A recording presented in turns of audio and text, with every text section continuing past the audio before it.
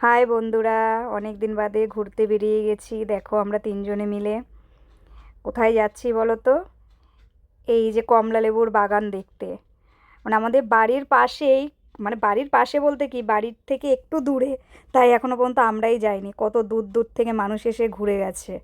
আমাদের বাড়ির থেকে বেশি দূর না, তাই আমরা এখনো পর্যন্ত যাইনি। এই যে যাচ্ছি, দেখে আসি কেমন কমলা লেবু বাগান, বলে খুব সুন্দর।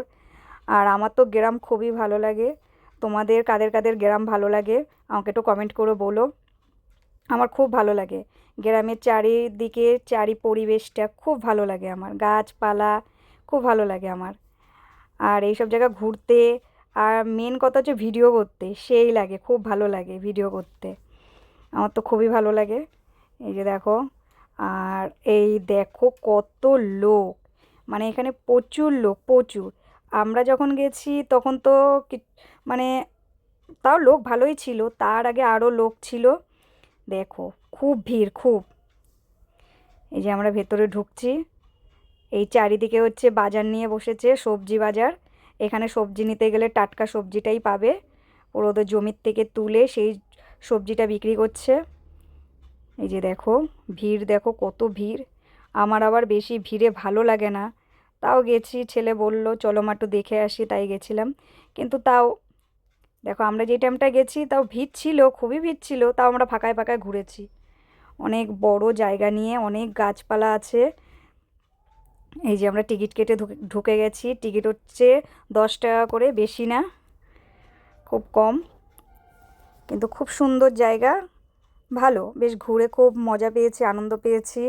আর আমার তো এরকম জায়গা ঘুরতে খুবই ভালো লাগে, আমার তো খুব পছন্দ হয়েছে জায়গাটা।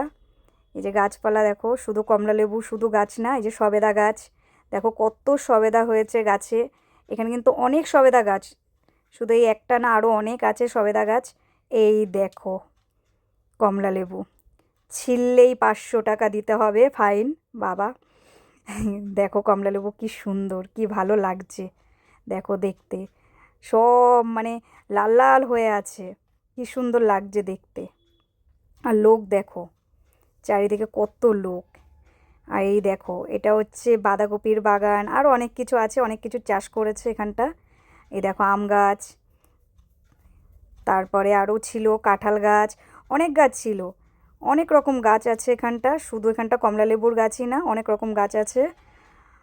আরও জানি কী কী গাছ ছিল, জাম গাছ ছিল, তারপরে পেয়ারা গাছ ছিল, অনেক রকম গাছ ছিল।